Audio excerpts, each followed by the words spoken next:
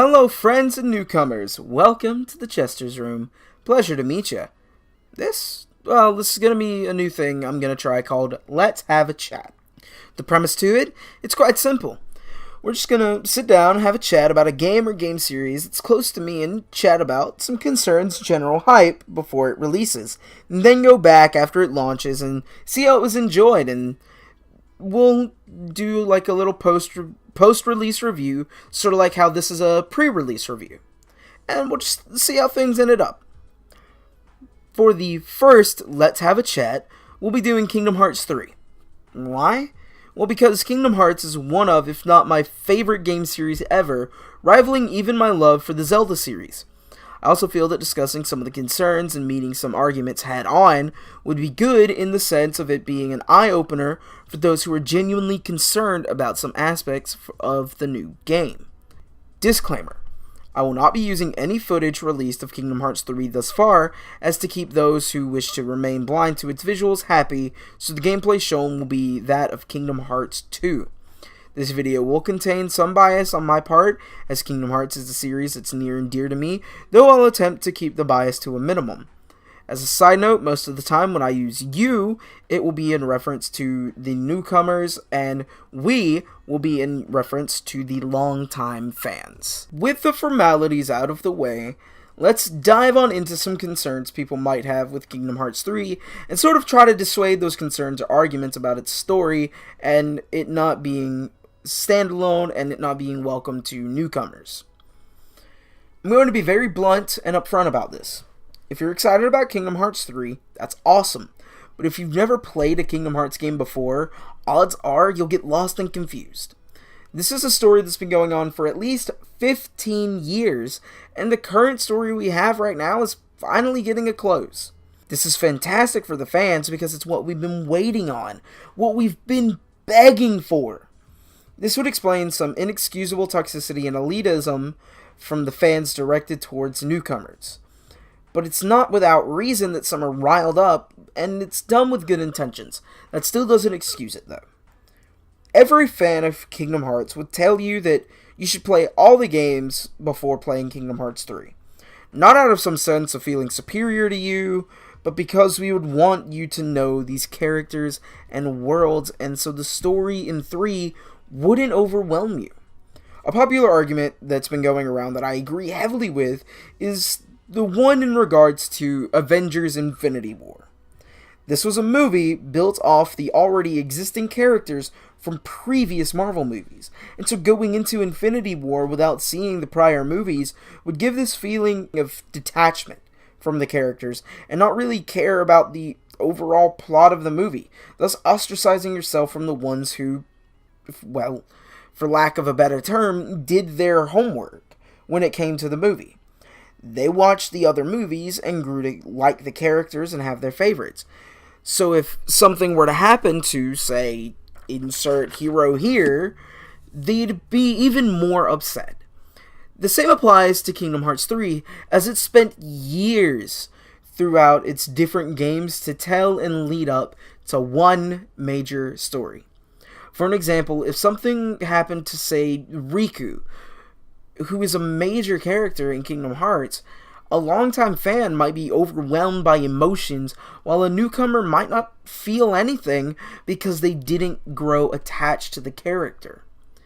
World and character building is already done, and this is just the final act for a series that fans have known to grow and love so deeply, or hate, or have a love-hate relationship with. Now, this isn't to say you can't have Kingdom Hearts 3 as your first Kingdom Hearts game. Not by a long shot. Hell, the way I got into the series itself was ass backwards. My cousin had a PS2 that he brought over to our grandma's house, and he had a file that was close to being done, and asked if I wanted to watch and help him beat the game. Back then, I was in like 4th grade, and I was like, sure, why not? And I joined him, so I got to see the final boss of Kingdom Hearts 2 before I even knew what the story was about. Though that just spurred me to look into the game myself, either by reading about it, or asking friends, or even watching Let's Plays, or just playing on his PS2 whenever I was able to, which is also how I grew an attachment to the character Roxas. This entire anecdote was just to say, feel absolutely free to have it as your first game. And if you enjoy it, then go back and play the prequels to it. And that way, when you decide to replay 3, you'll know the plot that much more and enjoy it even more than you would have before. Or even question some of the things that happen and have any previous questions answered. Just bear in mind that it won't be a warm welcome to those who are new.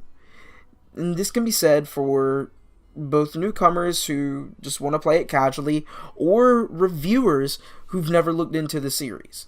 Though as a reviewer, you should try to be as informed as possible when reviewing this game. And that does lead me into another aspect of Kingdom Hearts 3 that we were told about.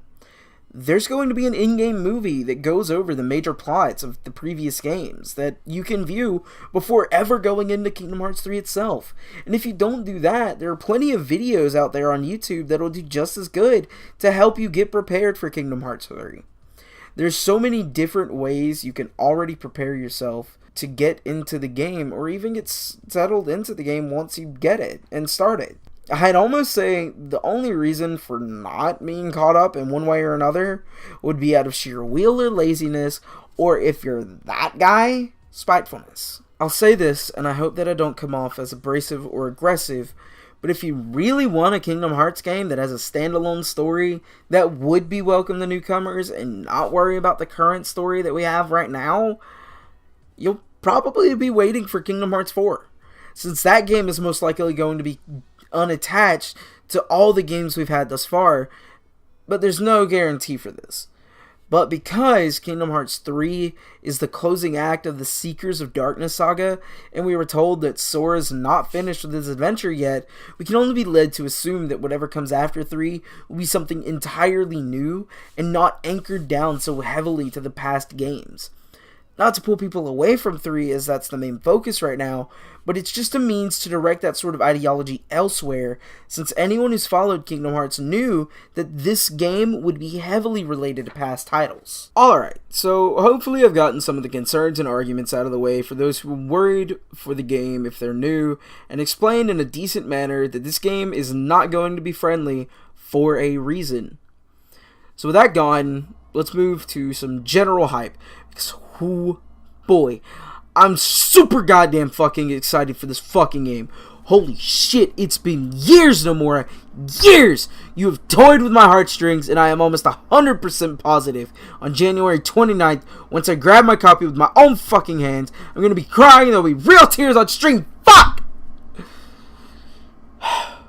I'm cool. Fuck, though.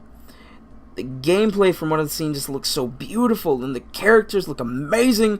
My boy Roxas is coming back, and if all the nobodies are coming back, does that mean my girl Shion's coming back? Because fuck, I want her to come back so badly. She was a precious, sweet summer child that didn't deserve what happened to her. And then Nomura is saying there's going to be more shit like with what happened with Aqua that would be more surprising, and just God, I don't think my heart can contain this game because God damn, I would just fucking cry because I'm a baby who loves video games characters so fucking much. Fuck. Anyway. Final closing thoughts on the subject. I just hope that Kingdom Hearts 3 will live up to the expectations of the fans who've waited a long ass time for this. And then if newcomers pick it up and they enjoyed it, that hopefully they'll go back and play the games that they missed out on. Because this is going to be one wild experience. And Kingdom Hearts 3 is going to be one hell of a trip. So let me know what you guys think on this and how y'all view Kingdom Hearts 3 and what's on everyone's mind. I look forward to seeing it all, and peace out.